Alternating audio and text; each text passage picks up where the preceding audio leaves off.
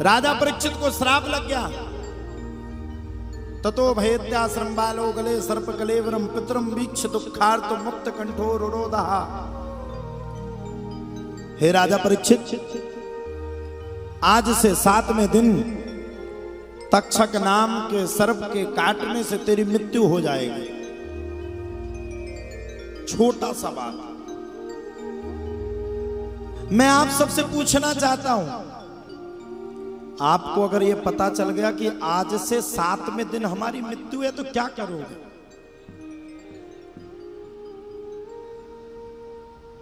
आया है सो जाएगा राजा रंग फकीर,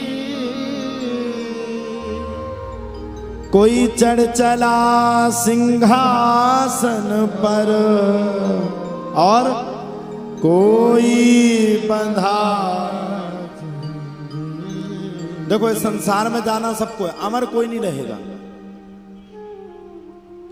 पूरे विश्व में कोई अमन नहीं रह सकता, जाना सबको है, जो आएगा वो जाएगा। अब ये बात अलग है, यहां अपने धन संपदा प्रॉपर्टी सब कुछ एक करके रख ली, लेकिन वहां आप कैसे जा रहे हैं?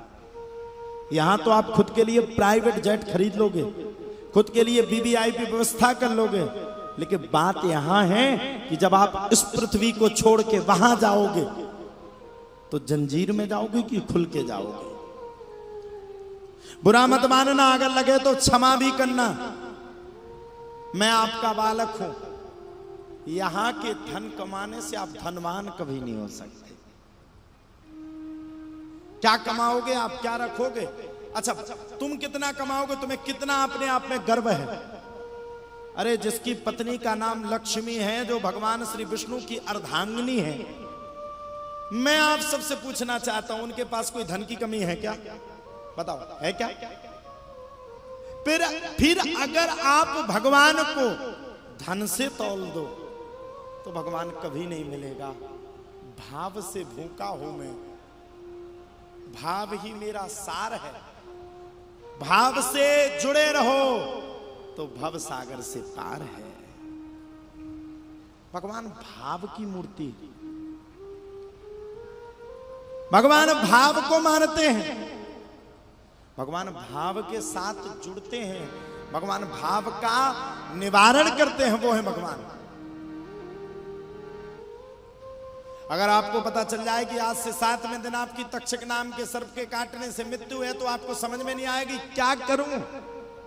7 दिन तो इसी में निकल जाएंगे कि क्या करूं, कौन सा मानस पढ़ूं, कथा सुनूं कि व्यथा सुनूं, कि बच्चों को संभालूं, कि पति को संभालूं, कि घर को संभालूं, कि परिवार को संभालूं। हैं?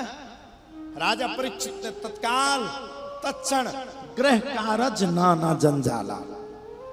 सबसे पहले तो राजा परीक्षित ने मन में विचार किया, गृह कारज नाना जंजाला। सबसे पहले मैं घर परिवार का त्याग करके आगे बढ़ूंगा। राजा परीक्षित ने सर्वप्रथम घर का त्याग कर दिया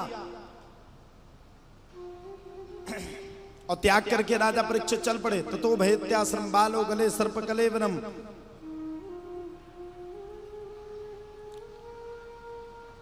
बरीयाने अस्ते प्रश्ना कृतो लोक हितो न पा आत्मविस्सम्मतः पुंसाम श्रोतव्यादिषु यः परा। राजा परीक्षित ने सबको त्याग दिया, एक एक वस्तु को त्याग दिया। राजा परीक्षित ने जब सबको त्याग दिया तो सब कुछ त्यागने के बाद राजा परीक्षित कहां पहुंच गए?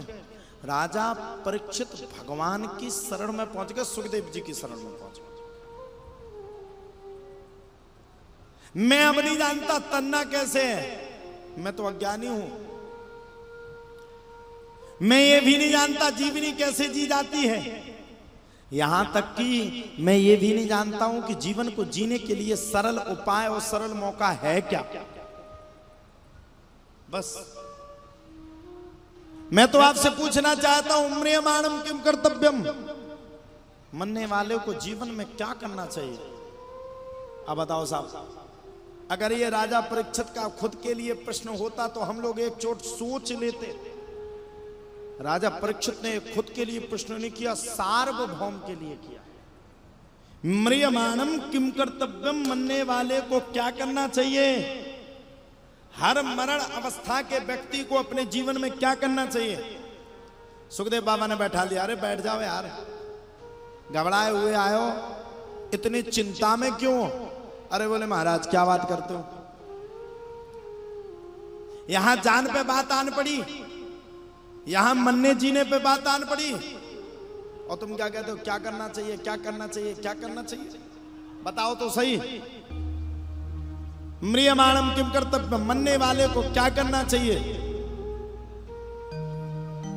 जब इतनी बातों को सुना तब तो कहा जाता, सुखदेव जी महाराज ने बड़े प्रेम के साथ राजा परीक्षित से कहा, तस्मात् भारत सर्वात्मा भगवान ईश्वरो हरि, श्रोतव्यः कीर्तितव्यश्च स्मर्तव्यश्चेक्षितावय।